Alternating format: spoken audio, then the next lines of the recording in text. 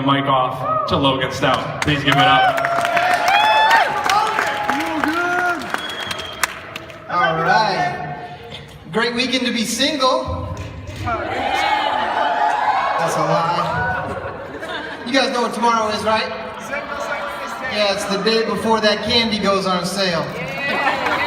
Trying to get chocolate hearts for months. Let's do a little roll call real quick. Where's the single ladies at? Single ladies in the house? What about my seminarians? Where are my seminarians at? Hey, all right, single ladies, the exits. There's exits at all four corners, single ladies. And if any of those seminarians approach you, talk to an usher. I just want you to feel safe out here. I want you to feel safe. I feel like seminarians get a pretty bad rap though, because everybody says they're thirsty. And I'm like, that's not true. I think girls just play too much. Girls play too much. I was texting a girl the other day. I was like, hey girl, what's up? I was talking to God and he was telling me about you. And I delivered the text and she read it. She started to type, but she didn't send anything. And I was like, girl, you playing? So I was like, maybe she doesn't text a lot. I'll send her a Snapchat. I was like, hey, devotions and chill, or... And she opened the Snapchat, but she didn't respond. And I was like, okay, this girl plays too much. So I'm at her house, it's 2 in the morning. I got a boombox. I'm like out there playing I Would Do Anything for Love. And she calls the cops. And I'm like, girl, why are you playing? You wanted all this attention? She signed a restraining order. I broke it. I was in jail. The guy's like, you got one phone call. And I'm like, that's easy. But let me use your phone because she probably won't answer mine. It's hard to be in the seminary and just be casual with a girl. You ever try to, just make out with a chick? She goes from 0 to 100 real quick. For us seminary guys, hit a girl up, you're texting, things are going good, and then all of a sudden you get hit with the, we should talk. I'm like, that's just what I assume her text message would sound like if she spoke. We should talk. And it's like, you're super annoying, what do you want to talk about? She's like, I don't think I'm pastor's wife material. And I'm like, duh. I don't know who told you that. I've had your casseroles, they're not that good. You don't even know how to play piano. Stay in your lane. Be casual, be casual. Now, seminary is a crazy place though. Got to seminary this year, I didn't know what to expect. There were a lot of women in the seminary. Give it up for the women in the seminary. Yeah. I didn't even know Potluck Ministries was a master's degree. That's what's up. That's what's up. I went to Chipotle not too long ago. I love, Chipotle. Chipotle, anybody? I went there pre-E. coli because I love those burritos to death, but not really. Yeah. Pre-E. coli. I went there, the parking lot was so full. The parking lot was jam-packed, and there were 2 spaces available. And I was like, okay. Take one of those spaces, and there was a car approaching me, and I was like, I'm just gonna slide into those DMs real quick, get that spot. But then I noticed that the people in the car in front of me were super, super old. And I was like, all right, some old people, I'll go ahead and let them go inside. That's fine, I'll let them park and I'll wait for them. But they weren't like normal old, they weren't like that professor that should retire, but they were like that professor that should retire's parent. They were like the kind of old that you're like, isn't someone supposed to be watching you right now? Like, aren't you on a clock? Like, it's ticking.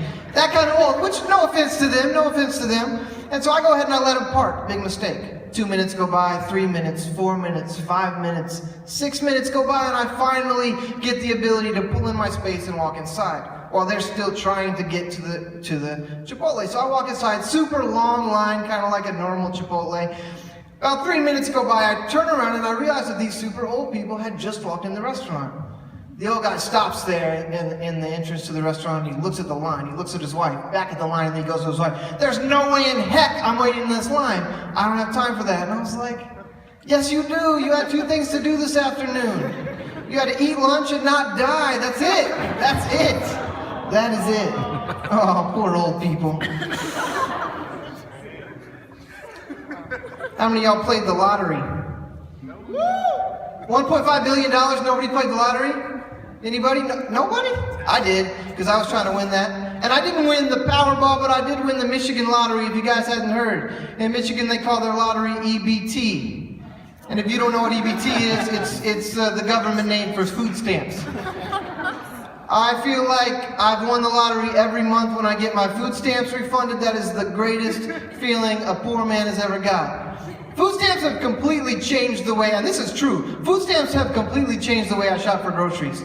I used to go to the grocery store and I couldn't afford a cart because I noticed all the people that had carts were spending way more money than I could afford. I was on the in-arms budget. I would just carry the things I could carry. That's the things I could afford.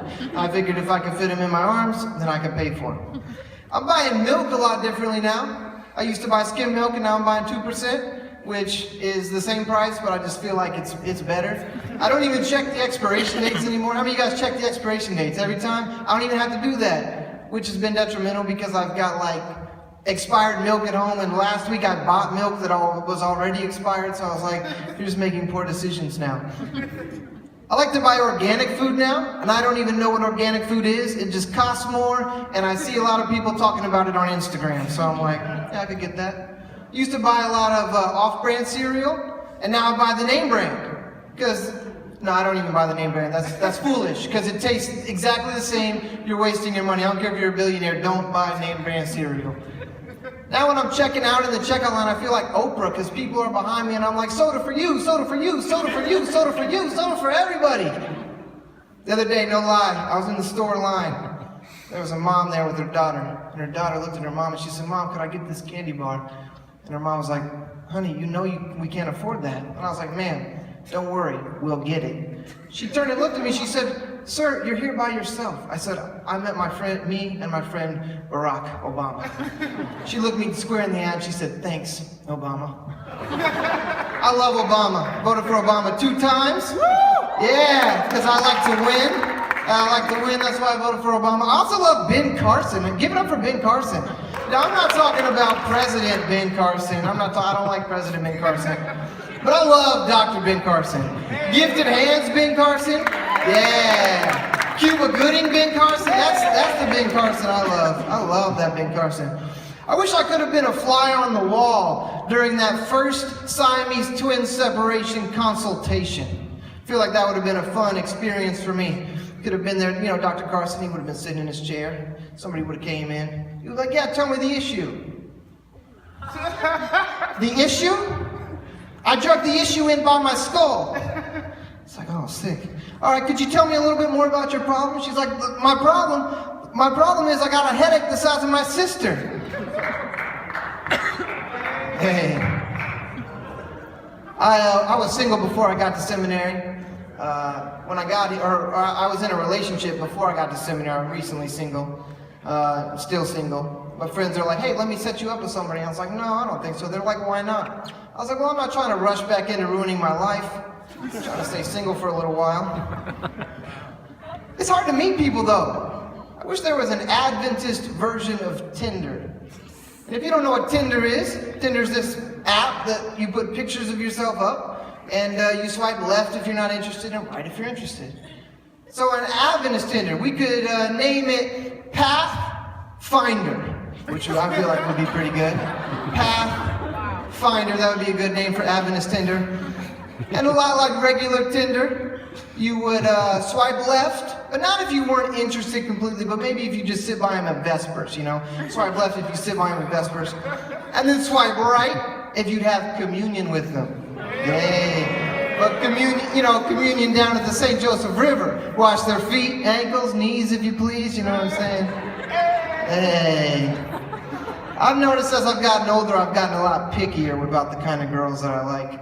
And it's not because I'm attracted to a certain kind of girls, it's just because I'm poor. I really like super skinny girls now, super skinny girls. Because I'm so poor and I figure halfway through the semester, they're gonna have a lot more money left on their meal plan. A lot more money, so I've been going for the skinny girls. I finally found one, and that was dope. So I texted my boy, and I was like, hey man, how could I get this girl to fall in love with me? And he was like, just be yourself. I was like, I'm 29, single, on food stamps. I've been doing myself for 29 years now. I don't think that's gonna work. He was like, well, you could kidnap her. I I was so mad at that idea, but she was way madder than I was. She was kicking and screaming. And I was like, girl, I've got good intentions. She finally did pick me though. Right out of that police lineup, she chose me. I was excited. Hey guys, that's my time. I appreciate you. If you'd like to be appropriately offended, you can follow me on Snapchat. My handle is LostOut86, and that's an 86 is just a random number. It's not my year of birth or anything like that. But we do have a very special guest tonight that you guys have come out to see. He travels all over the country for clubs, colleges, and churches. He's coming here all the way from North Carolina. Please welcome comedian John Feltz.